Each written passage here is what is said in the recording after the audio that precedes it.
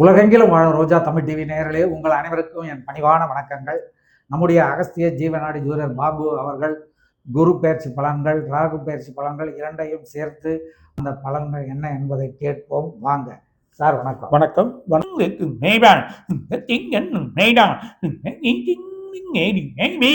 துலாம் ராசி, பர்டிகுலராக துலாம் ராசி இருக்கக்கூடியங்க, அதுவும் சித்திரை, சுவாதி, விசாகம் இந்த 3 நட்சத்திரமே பலமாக இருக்குது, ரொம்ப அழகாக இருக்குது.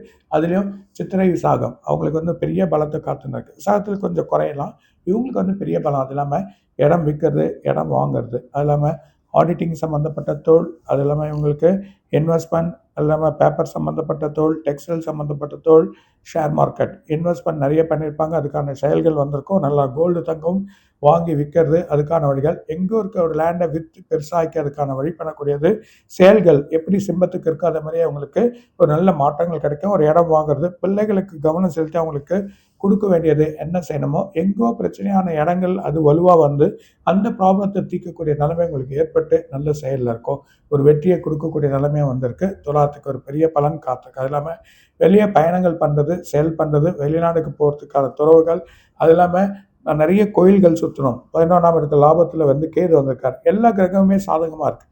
பஞ்சமத்தில் சனியும் அதே மாதிரி பஞ்சமத்தில் சனி 6ஆம் வீட்டுக்கு போயிட்டார், லக்ஷ்மி யோகம். அதே நேரத்தில் பஞ்சமத்தில் ராகு வந்துடுறார். ராகு ஒரு பெரிய பலன் அவங்களுக்கு கொடுத்து செயல்பாடு கொடுக்கக்கூடிய நிலைமையை ஏற்படுத்துகிறார். அந்த ராகுவோட பலனும் நல்லாயிருக்கும்.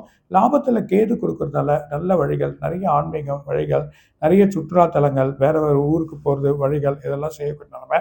பாக்கியாதிபதியில் ரொம்ப இன்னல்ல கொடுத்த அஷ்டமத்தில் செலவுகள், விரயம், அதாவது ஹாஸ்பிட்டல் செலவு, மருத்துவ செலவுகள் இருந்ததெல்லாம் மாறி நல்ல ஒரு பலன்கள் கிடைக்கக்கூடிய நிலைமைகள் இப்போ ஏற்பட்டிருக்கு. வழியும் அவங்களுக்கு நல்லா இருக்குது. அதனால் நல்ல செயல்கள் வரும். நிறைய இன்வெஸ்ட்மெண்ட் பண்ணுங்கள், நிறைய வழிகள் வரும். கொஞ்சம் கவனம், இந்த 1 மாதத்தில் கவனத்தை செலுத்தினா நல்லாயிருக்கும். 3 மாதம் நல்லா இருக்குது, அது கூட கொஞ்சம் குறையலாம். ஆனால் இயர் எண்ட்லேருந்து அடுத்த வருஷம் 5ஆம் மாதம் வரைக்குமே இவங்க நல்ல பலன் காத்திருக்கு, வெற்றியை கொடுக்கக்கூடியது.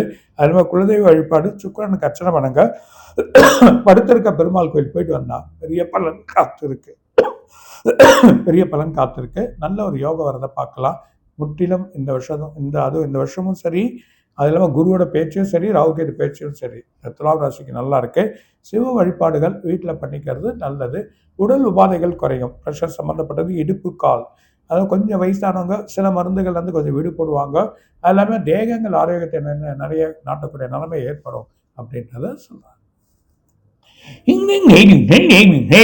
இதுவரை நீங்கள் பார்த்த இந்த நிகழ்ச்சி உங்களுக்கு பிடிச்சிருக்கும் அப்படின்னு நினைக்கிறோம். இது மாதிரி பல சுவாரஸ்யமான நிகழ்ச்சி உங்களை சென்றடைய நீங்கள் செய்ய வேண்டியது ஒன்றே ஒன்று தான்.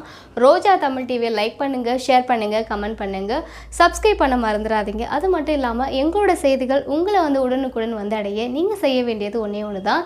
பெல் பட்டனை கிளிக் பண்ண மறந்துடாதீங்க.